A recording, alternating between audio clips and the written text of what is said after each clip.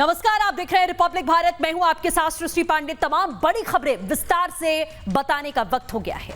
नमस्कार, मैं हूं आपके साथ शिखा शर्मा और आइए देखते हैं बिना ब्रेक के 200 खबरें महल सुपरफास्ट 200।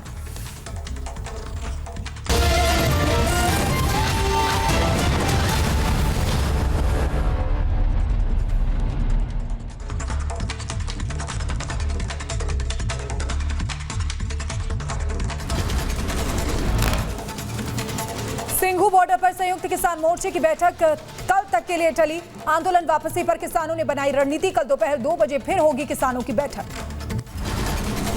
संयुक्त किसान मोर्चा कल की बैठक के बाद कर सकता है बड़ा ऐलान। आंदोलन खत्म करने पर भी बन सकती है सहमति। किसान नेता शिव कुमार ने कहा, केंद्र सरकार ने भेजी है प्रस्ताव चिट्ठी, इस पर विचार कर कल लिया जाएगा निर्णय। तो बहुत छोटे छोटे दो एक इशू है जिन पर अभी चर्चा और होना थी, समय काफी हो गया है और चर्चा करने के बाद पहले हम लोग गृह मंत्रालय को फिर संपर्क करेंगे। किसान नेता बलबीर सिंह राजेवाला ने कहा, एमएसपी को लेकर सरकार कमेटी बनाएगी, जिस पर स्पष्टीकरण मांगा गया है। केस वापसी के बाद ही उठेगा आंदोलन। तो पहले से कानून बनने में सरकार के साथ रहे हैं तो वहां मुश्किल खड़ी होगी। इसका स्पष्टीकरण सरकार से लिया जाए। संयुक्त किसान मोर्चे ने केंद्र के प्रस्ताव को बताया सही। कहा, अंतिम प्रस्ताव न सरकार और न हम मानते हैं। चर्चा के बाद ही लिया जाएगा आंदोलन खत्म करने का फैसला। वो अंतिम प्रस्ताव वो भी नहीं मानते, हम भी नहीं मानते। उसके ऊपर आज संयुक्त किसान मोर्चा के सामने हमने वो प्रस्ताव को रखा और बहुत अच्छी चर्चा हुई। केंद्र सरकार ने मानी किसानों की 6 मांगे। कहा, पराली जलाने पर केस नहीं होगा। केस वापसी की भी प्रक्रिया बनाएंगे। एमएसपी पर भी बनेगी कमेटी। रिपब्लिक भारत के पास केंद्र की चिट्ठी में केंद्र ने किसानों को दिया भरोसा, सभी मांग मानने को तैयार।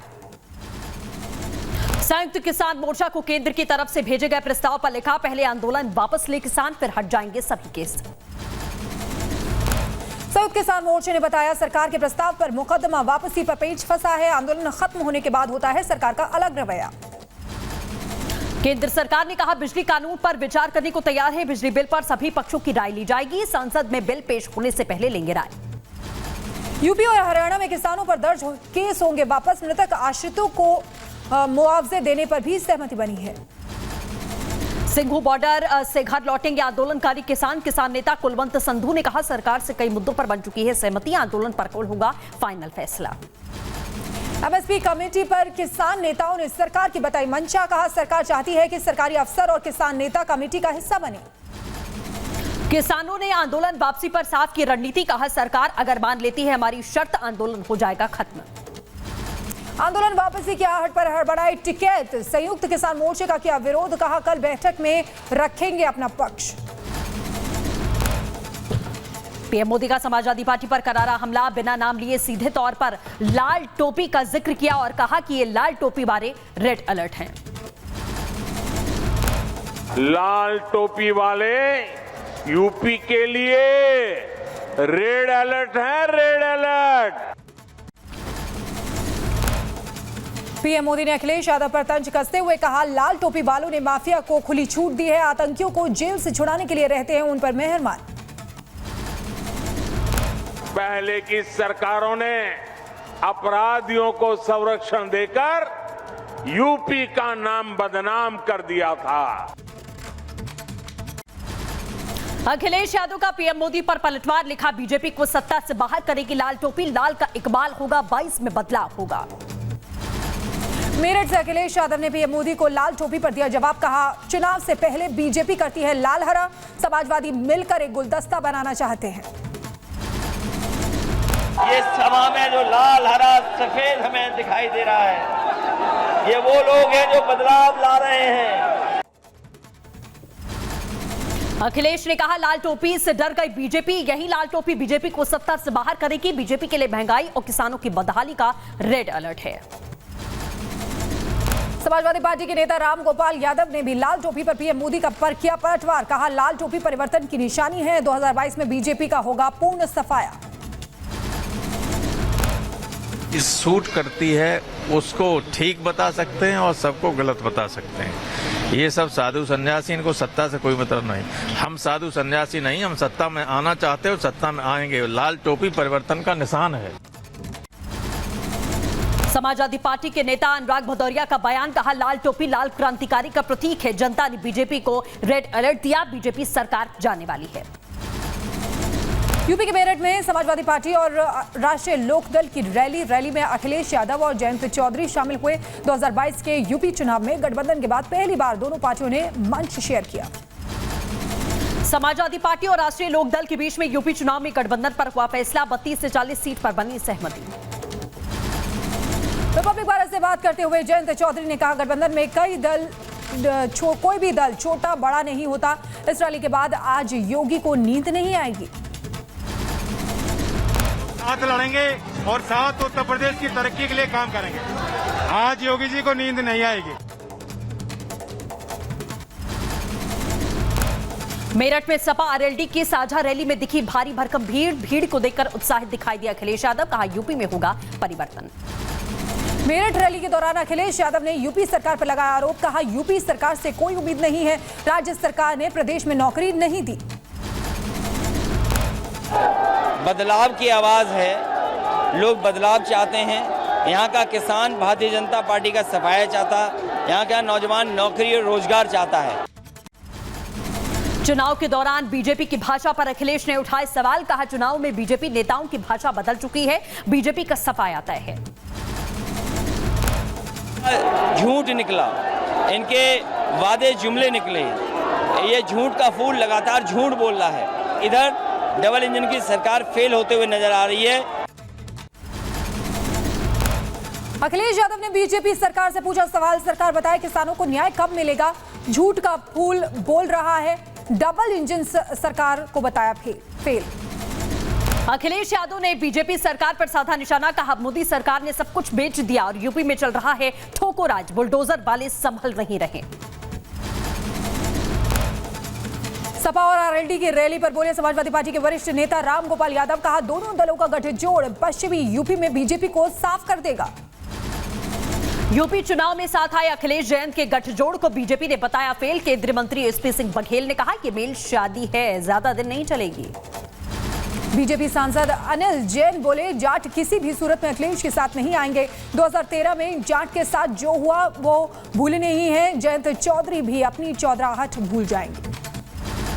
आप सांसद संजय सिंह ने कहा, यूपी में समाजवादी पार्टी की तरह हमारा मकसद भी बीजेपी को हराना है, गठबंधन हो या ना हो लेकिन साथ हैं। समाजवादी पार्टी और आरएलडी के गठबंधन पर बीजेपी का तंज, शाहनवाज हुसैन ने कहा, हर चुनाव में साइकिल की सवारी अलग होती है, जो भी बैठता है साइकिल पंचर हो जाती है। यूपी के डिप्टी सीएम केशव प्रसाद मौर्य ने सपा प्रमुख अखिलेश यादव पर साधा निशाना, कहा 2022 में फिर से कमल खिलेगा, सपा के गुंडों को यूपी छोड़कर जाना होगा। यूपी के कैबिनेट मंत्री सिद्धार्थनाथ सिंह का अखिलेश यादव पर हमला, कहा अखिलेश ने लैपटॉप दिया लेकिन युवाओं को नौकरी नहीं दी। योगी सरकार के आने के बाद ग्रामीणों की अर्थव्यवस्था पर काम हुआ है, बेरोजगारी 18% से घटकर 5% हुई। महबूबा मुफ्ती ने अपने पाक प्रेम का दिया एक और सबूत, मुफ्ती ने कहा पाकिस्तान और हिंदुस्तान की दोस्ती जम्मू कश्मीर की समस्या का हल। महबूबा मुफ्ती ने कहा, जब तक 370 की वापसी नहीं होगी तब तक खुद कोई चुनाव नहीं लड़ूंगी। केंद्र ने जम्मू कश्मीर को प्रयोगशाला बनाया है। महबूबा मुफ्ती का केंद्र सरकार पर साधा निशाना, कहा पूरे मुल्क को गांधी के बजाय गोडसे का बनाना चाहते हैं, अल्पसंख्यकों को टारगेट किया जा रहा है। बीएसएफ के अधिकार क्षेत्र को लेकर ममता बनर्जी का बड़ा कदम, कोलकाता पुलिस को बीएसएफ की निगरानी करने का आदेश दिया। फारूक अब्दुल्ला का विवादित बयान, बीएसएफ का अधिकार क्षेत्र क्यों बढ़ाया गया, नागालैंड में जो हुआ वो पंजाब में भी हो सकता है। 50 किलोमीटर बीएसएफ के हवाले किए, क्यों? अब वहां भी वैसा ही झगड़ा होगा जैसे आपने नागालैंड में देखा। 11 अगस्त को मानसून सत्र के दौरान राज्यसभा में विपक्षी सांसदों ने टेबल पर चढ़कर हंगामा किया था। हंगामा करने वाले सांसदों को इस सत्र से निलंबित किया गया। पंजाब के जालंधर पहुंचे आप संयोजक को दिल्ली के सीएम केजरीवाल का सीएम चन्नी पर हमला, कहा मैं काला हूं लेकिन दिलवाला हूं, नीयत मेरी साफ है। चन्नी साहब बोले ये केजरीवाल काला है, ये उल्टी सीधी बातें करता है। चन्नी साहब देख लें, मैं काला हूं तो क्या हुआ, दिलवाला हूं। केजरीवाल ने कहा, दिल्ली में हमने जो वायदा किया उसे निभाया, पंजाब में हर महिला को 1000 रुपए जरूर देंगे। मिशन पंजाब में जुटे दिल्ली के सीएम अरविंद केजरीवाल सीएम चन्नी को निशाने पर लिया, कहा आपके क्षेत्र में अवैध माइनिंग हो रही है, बताएं साझेदार है या संरक्षण है। केजरीवाल ने कहा, पंजाब में रेता चोरी का पैसा अब नेताओं की जेब में नहीं है, महिलाओं की जेब में जाएगा, इसलिए पंजाब के सारे नेता मुझे गंदी गंदी गालियां दे रहे हैं। पंजाब दौरे पर दिल्ली के मुख्यमंत्री अरविंद केजरीवाल बोले, हमारी सरकार ने सरकारी स्कूलों का कायाकल्प किया है, पंजाब में भी हम कार्य करेंगे। जालंधर की सभा में सीएम अरविंद केजरीवाल बोले, ये कैप्टन का नहीं केजरीवाल का कार्ड है, दिल्ली में मुफ्त बिजली दी, पंजाब में भी मुफ्त बिजली देंगे। पंजाब के कांग्रेस नेता राजकुमार वेरका ने केजरीवाल से पूछे सवाल, कहा जिनसे हिसाब खराब है वो हमसे हिसाब मांग रहे हैं, यहां आकर महिलाओं को भ्रम फैला रहे हैं। पंजाब कांग्रेस में टिकट के लिए घमासान मचा हुआ है। कादियान से टिकट के लिए राज्यसभा सांसद प्रताप सिंह बाजवा और फतेह जंग बाजवा के बीच टिकट के लिए जंग छिड़ी हुई है। मध्य प्रदेश के गृह मंत्री नरोत्तम मिश्रा ने साधा कांग्रेस पर निशाना, कहा राहुल और प्रियंका झूठ, लालच और प्रलोभन देना चाहते हैं। आगामी पंजाब चुनाव को लेकर कैप्टन अमरिंदर की बीजेपी नेता और पंजाब बीजेपी प्रभारी गजेंद्र सिंह शेखावत के साथ मुलाकात, दोनों नेताओं ने साथ में किया लंच। कल कैप्टन ने बीजेपी के साथ चुनाव लड़ने की बात कही थी। बीजेपी के साथ चुनाव लड़ने के कैप्टन अमरिंदर सिंह के ऐलान पर कांग्रेस नेता जसबीर सिंह का बड़ा बयान, बीजेपी के साथ कैप्टन की सबसे बड़ी गलती साबित होगी, सफल नहीं होंगे। जिस आदमी ने पंजाब में बीजेपी के साथ हाथ मिलाया वो आदमी पॉलिटिकली पंजाब में सरवाइव नहीं कर सकता। दिल्ली के जेएनयू कैंपस में फिर हुआ प्रदर्शन, बाबरी मस्जिद के विरोध में लगाए गए नारे, उठी बाबरी मस्जिद बनाने की मांग, गंगा ढाबा से चंद्रभागा छात्रावास तक विरोध मार्च। जेएनयू मामले पर दिल्ली पुलिस कमिश्नर को भेजी गई है शिकायत, दिल्ली के वकील विनीत जिंदल ने ईमेल के जरिए भेजी है शिकायत। जेएनयू में बाबरी के समर्थन में लगे नारे पर यूपी के मंत्री सिद्धार्थनाथ सिंह का बयान, बोले चुनाव आ रहा है इसलिए कुछ लोग माहौल खराब करने की कोशिश कर रहे हैं।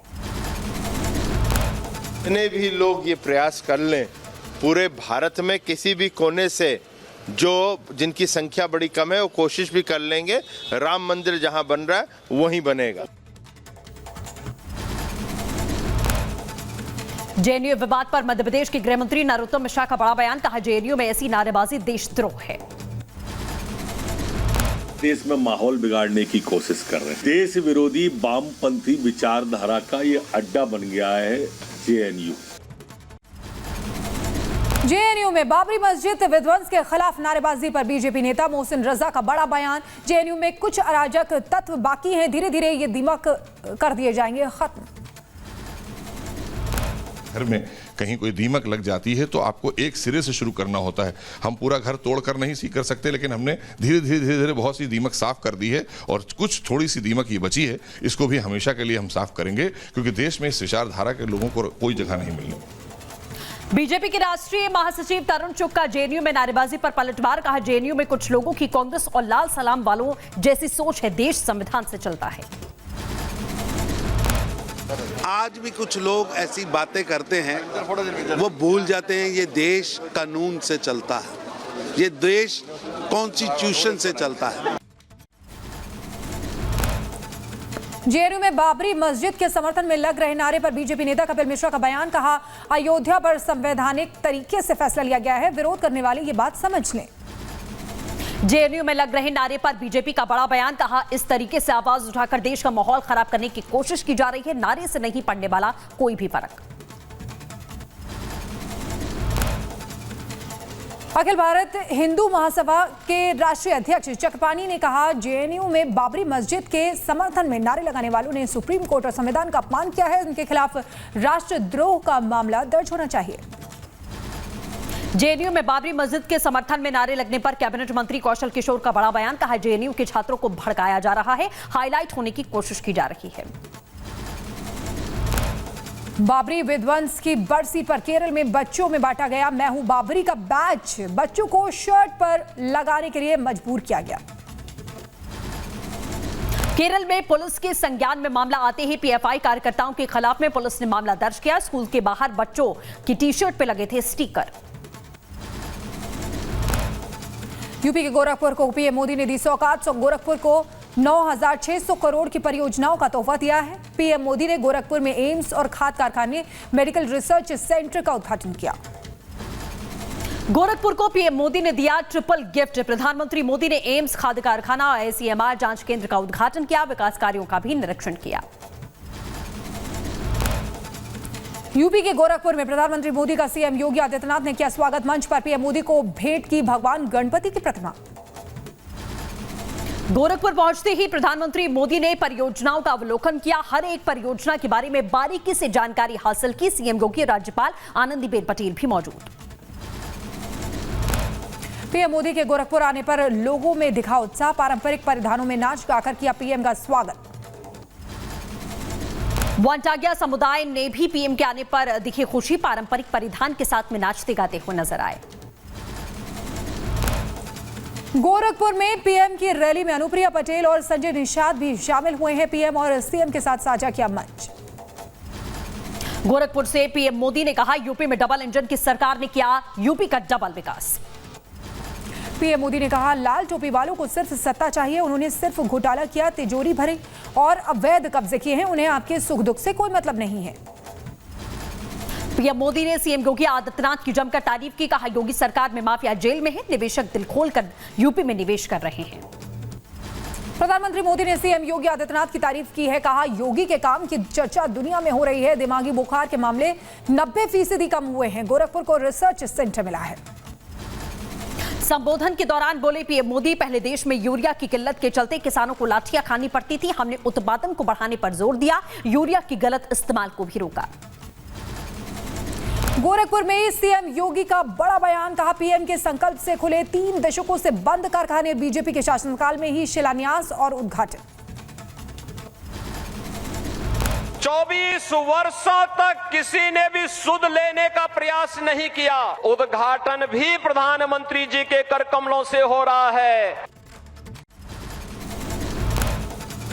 गोरखपुर में सीएम योगी आदित्यनाथ ने विकास कार्यों का हवाला दिया, कहा सार्थक रहा मोदी है तो मुमकिन है का नारा।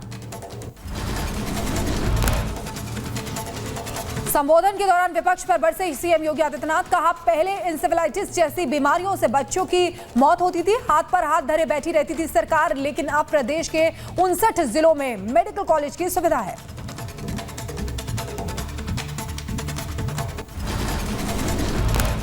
संबोधन के दौरान विपक्ष पर बरसे योगी आदित्यनाथ, कहा इंसेफ्लाइटिस जैसी बीमारियों से बच्चों की होती थी मौत, हाथ पर हाथ धरे लगातार सरकार बैठी रहती थी, लेकिन अब प्रदेश में 59 जिलों में मेडिकल कॉलेज की सुविधा दी गई है। गोरखपुर में करोड़ों की सौगात भी दी गई। गोरखपुर में करोड़ों की सौगात के उद्घाटन पर एसपी नेता रामगोपाल यादव का बयान, कहा उद्घाटन और शिलान्यास कर रहे हैं, लेकिन कोई काम पूरा नहीं हुआ है। यूपी का जितना बजट नहीं है उतनी घोषणाएं हो चुकी हैं।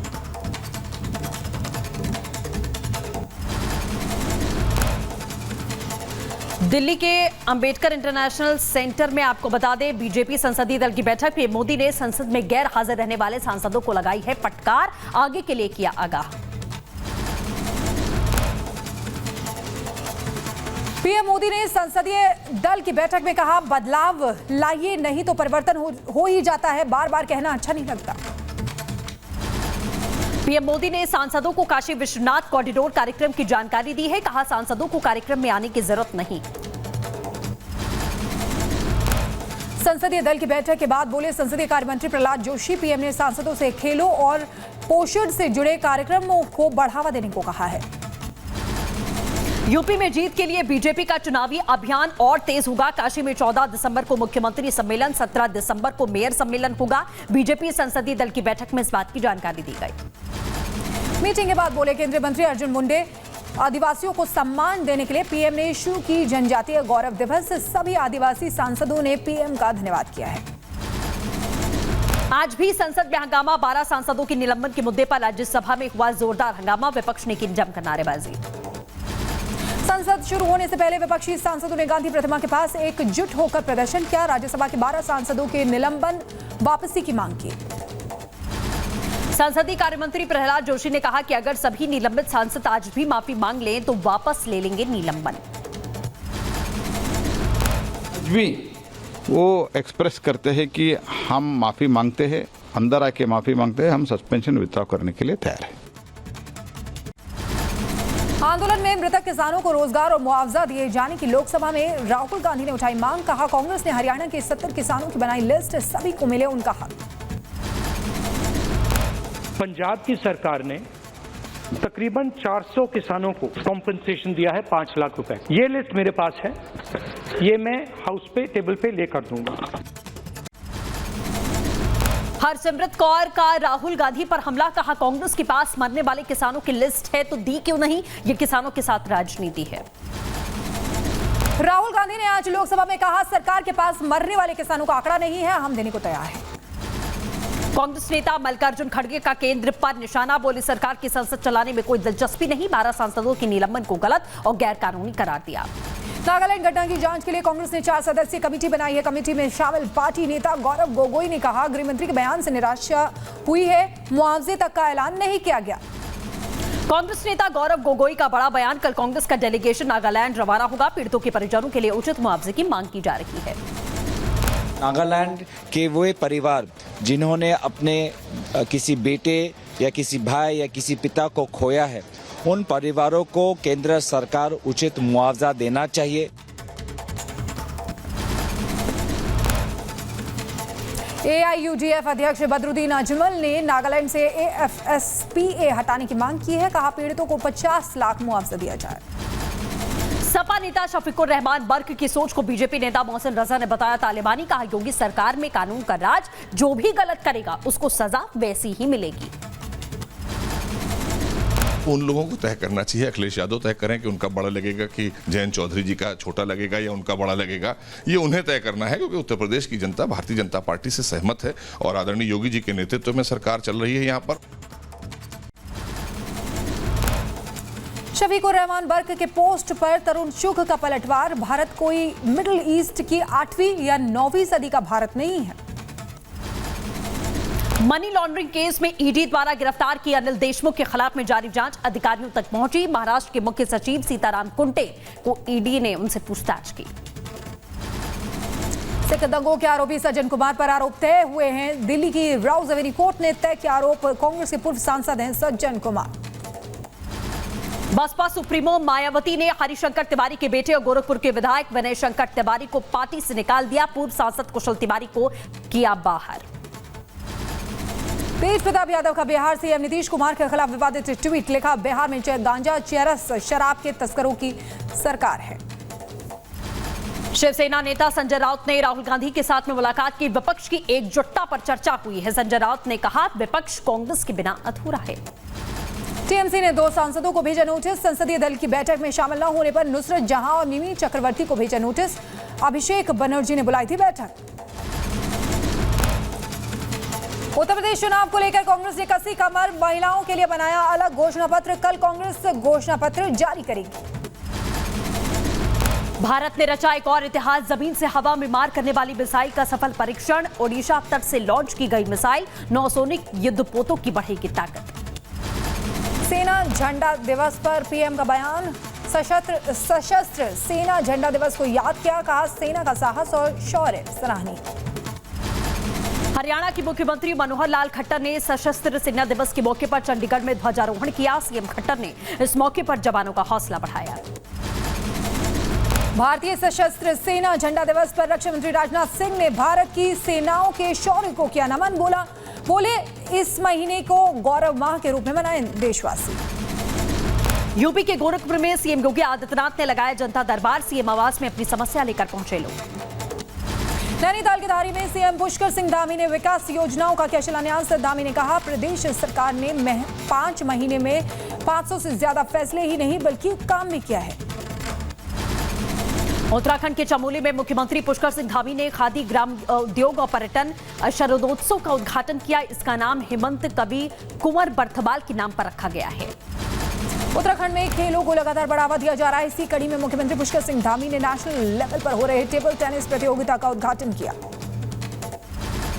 बिहार के अरवल में कोरोना टेस्टिंग में फर्जीवाड़ा। पीएम मोदी, अमित शाह, सोनिया गांधी और प्रियंका चोपड़ा तक के नाम से हुई जांच। मध्य प्रदेश के विदिशा में धर्मांतरण पर हंगामा। मिशनरी स्कूल में 8 छात्रों के कथित धर्म परिवर्तन को लेकर आक्रोशित हैं लोग। गुस्साए लोगों ने स्कूल पर किया पथराव।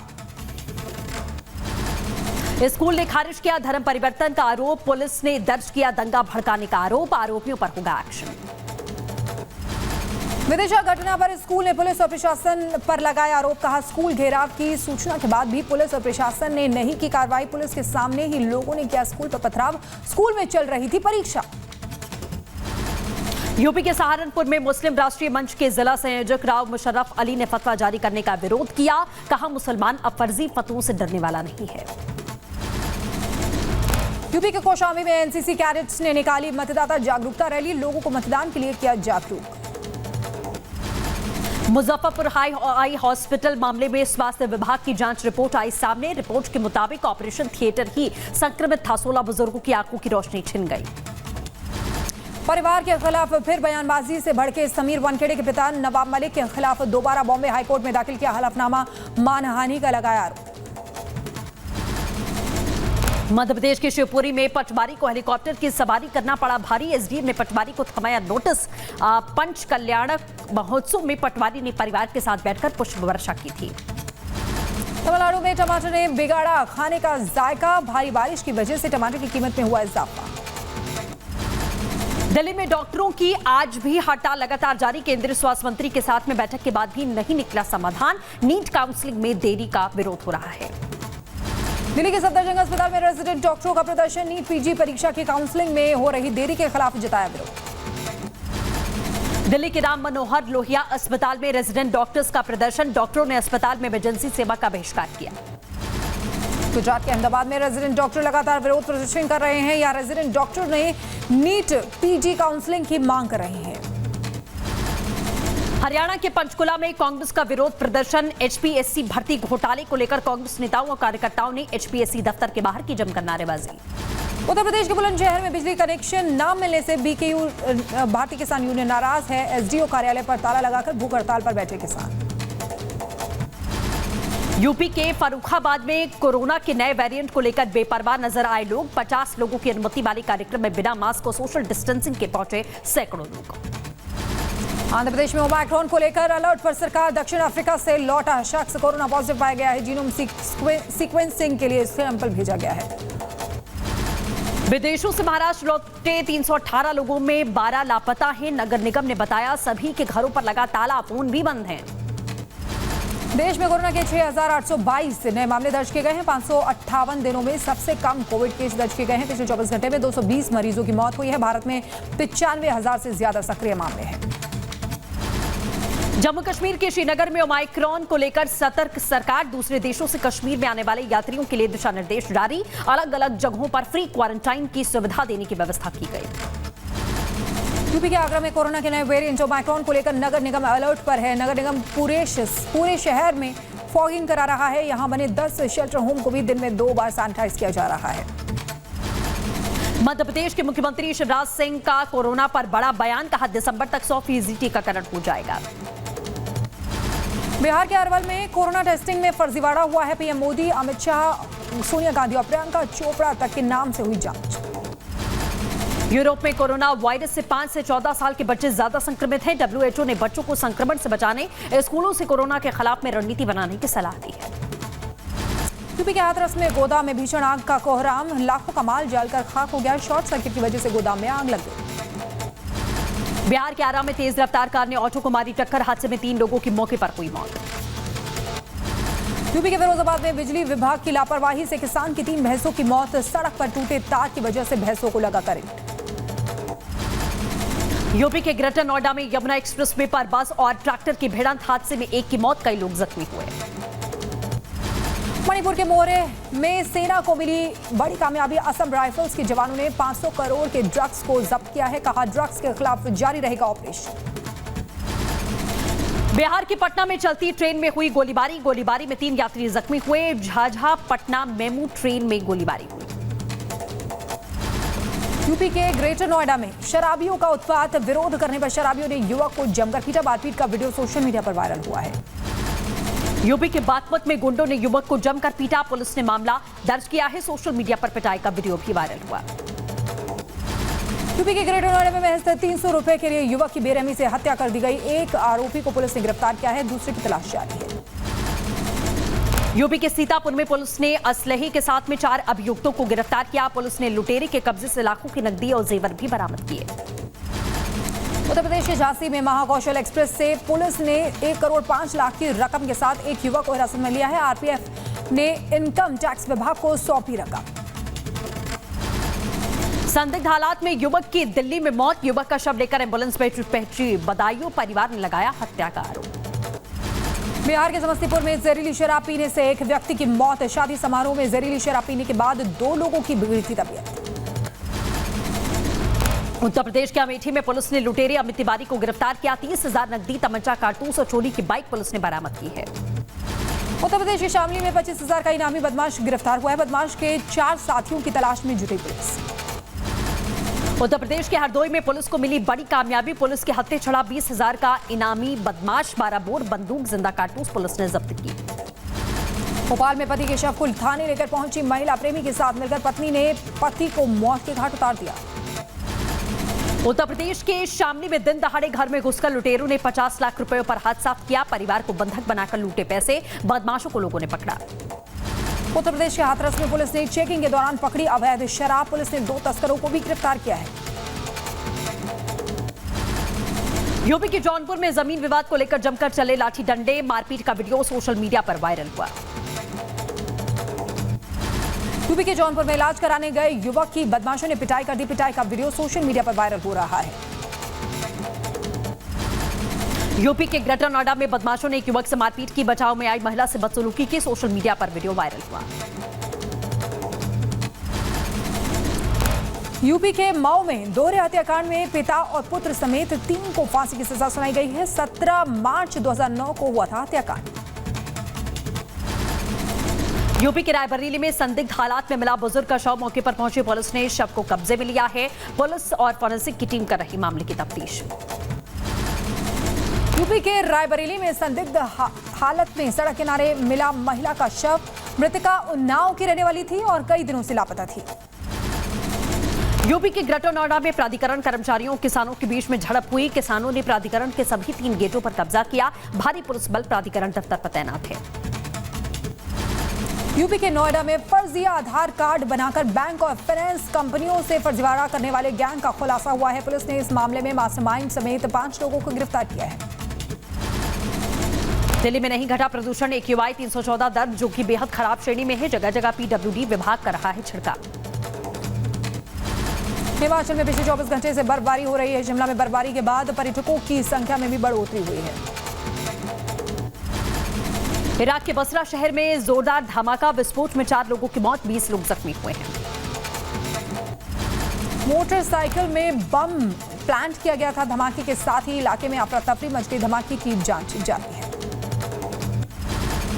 इजराइल ने सीरिया के लताकिया बंदरगाह पर एयर स्ट्राइक की। हवाई हमले से कंटेनर में लगी आग। एयर स्ट्राइक में किसी के हताहत होने की कोई खबर नहीं है। बुरुंडी के गितेगा में जेल में लगी भीषण आग। घटना में 38 कैदियों की मौत हो गई। 69 घायल हैं। सभी घायलों का इलाज जारी है।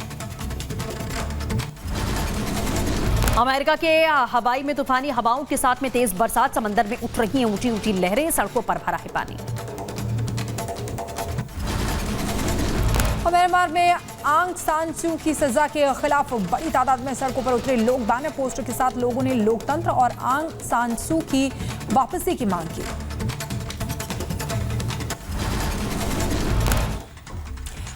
और अभी के लिए फिलहाल इतना ही, लेकिन बाकी बड़ी खबरों के लिए बने रहिए रिपब्लिक भारत के साथ।